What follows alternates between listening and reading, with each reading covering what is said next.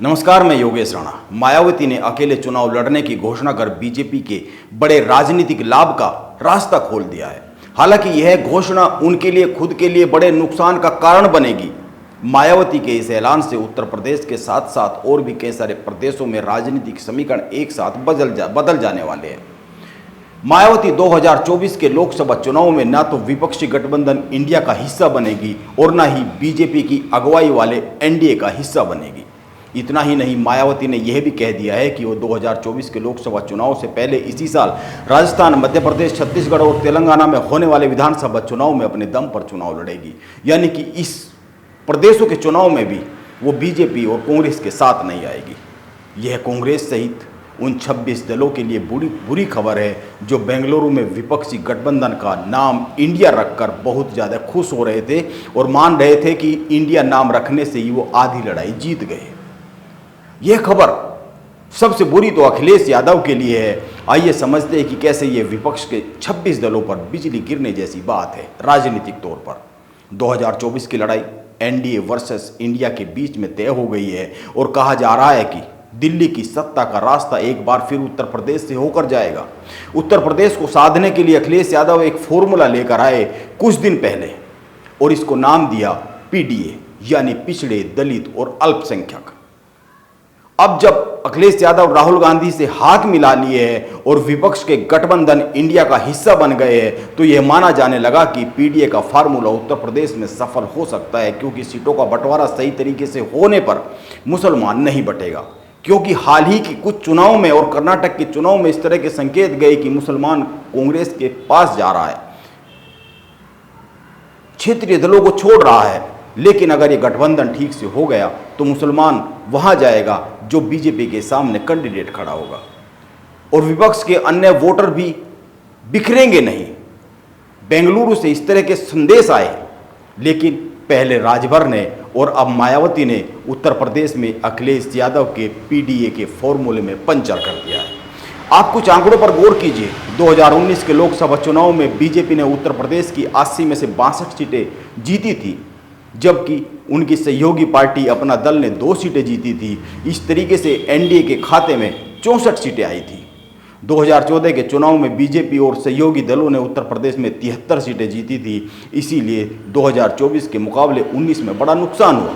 ये ध्यान में दिया जाना चाहिए कि 5 साल में बीजेपी की ताकत बढ़ी है। उत्तर प्रदेश में हिंदुत्व के चेहरे योगी आदित्यनाथ मुख्यमंत्री बने हैं और इन 5 साल में उत्तर प्रदेश में तकरीबन 7.5% वोट बढ़ा है। इसके बाद भी 5 साल में 9 सीटें कम हो गई।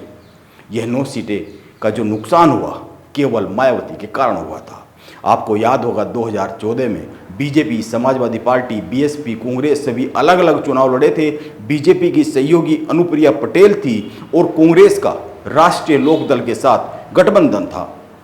इस चुनाव में बीजेपी को 42.63% वोट मिला और 71 सीटें मिली। अनुप्रिया पटेल ने 2 सीटें जीती। सपा 22.35% वोट लाकर 5 सीटें जीती। कांग्रेस 7.53% वोट लाकर 2 सीटें जीती और बीएसपी करीब 20% वोट हासिल कर एक भी सीट नहीं जीत पाई थी। यानी साफ सी तस्वीरें, मायावती अलग अलग चलती है तो उसके हाथ खाली हो जाते हैं। यह सीधी सी बात है। सपा, कांग्रेस और बीएसपी के बीच वोटों का बिखराव बीजेपी के लिए फायदेमंद होता है, रहा है। अगर इस चुनाव में सपा, कांग्रेस और बीएसपी के वोट को मिला दिया जाए, सारे वोट को इन तीनों दलों के जोड़ दिया जाए तो यह बनता है 49.65% और यह आंकड़ा बीजेपी और अपना दल को जो वोट मिला था उससे करीब 6% ज़्यादा है। यानी सीधी सी बात है, ये मिल जाए। अगर एक गणित का कैलकुलेशन देखा जाए, चुनाव केवल इस तरह के कैलकुलेशन पे होते नहीं है, लेकिन अगर मोटा मोटा अनुमान लगाया जाए तो मायावती अगर जुड़ती है, सभी लोग ये जुड़ते हैं तो फायदा होगा। 5 साल बाद 2019 के लोकसभा चुनाव में सपा और मायावती एक साथ आए। इसका परिणाम यह हुआ कि 2014 के मुकाबले बीजेपी का वोट प्रतिशत तो बढ़ा, लेकिन 9 सीटें कम हो गई। मायावती को 10 और अखिलेश यादव को 5 सीटों पर जीत दर्ज हुई। मायावती को सपा से गठबंधन का बड़ा लाभ हो गया, वो 0 से 10 पर आ गई। जबकि मायावती का वोट प्रतिशत घटा, लेकिन इसके बाद भी 10 सीटें जीत गई। यह गठजोड़ का एक कैलकुलेशन है। अब जब यह साफ सी बात है कि मायावती को गठबंधन से लाभ होता है, इसके बाद भी मायावती गठबंधन करने को तैयार नहीं है। ऐसा क्यों? सीधी सी बात है, वो बीजेपी को लाभ पहुंचाने का मन बना चुकी है। वह क्यों बीजेपी को लाभ पहुंचाना चाहती है, इसका कभी फिर विश्लेषण किया जा सकता है, लेकिन अभी तो ये सीधी सी बात है कि वह बीजेपी के पाले में खड़ी हुई है, लाइन के बाहर खड़ी होकर बीजेपी के पाले में खड़ी हुई है। और दूसरी बात, वो पीडीए के फॉर्मूले को पंचर करने का मन बना चुकी है। यह तो तय है कि आप यह ध्यान में रखिए कि 2022 के विधानसभा चुनाव में मायावती को केवल एक सीट पर जीत मिली थी। इसके बाद भी उत्तर प्रदेश में मायावती के पास अनुसूचित जाति का एक बड़ा वोट बैंक है। अभी भी उत्तर प्रदेश में मायावती के पास करीब 20% वोट है। यह कोई छोटा आंकड़ा नहीं है। और मायावती की टीम इंडिया से दूरी यह साबित करती है कि पीडीए से दलितों का यह आंकड़ा तो निकल ही जाने वाला है। यह जो 20% का आंकड़ा है, इसीलिए अखिलेश यादव का यह फॉर्मूला पंचर हो गया है पीडीए, क्योंकि उत्तर प्रदेश में दलितों का वोट अखिलेश के चेहरे पर तो इंडिया गठबंधन को मिलने वाला नहीं है। यह सीधा सा समीकरण है और इंडिया गठबंधन के पास कोई और इतना बड़ा चेहरा है नहीं। इसके साथ ही मध्य प्रदेश, राजस्थान, पंजाब जैसे प्रदेशों में भी मायावती के पास 5 से 8% वोट बैंक है। इसीलिए अगर मायावती इंडिया गठबंधन का हिस्सा बन जाती तो बीजेपी को बड़ा नुकसान हो जाता, लेकिन मायावती ने बीजेपी के फायदे के लिए अकेला चुनाव लड़ने का फैसला लिया और अपने नुकसान के लिए यह फैसला लिया। उत्तर प्रदेश में मायावती ने अकेले चुनाव लड़कर नुकसान ही उठाया है और सपा के साथ चुनाव लड़कर लाभ ही उठाया है।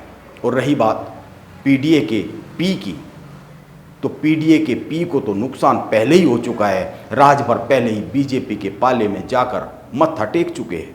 इसीलिए मुझे लगता है कि पीडीए में से अखिलेश यादव के पास अपने हिस्से का पी और पूरा ए ही रह जाने वाला है। और इससे उत्तर प्रदेश का समीकरण सदता नहीं है, ऐसा अनुमान तो सिर्फ सीधे सीधे लगाया जा सकता है। यानी उत्तर प्रदेश पूरी तरीके से बीजेपी के लिए सज रहा है। मौजूदा समीकरण तो इसी ओर इशारा करते हैं। नमस्कार, मैं योगेश राणा।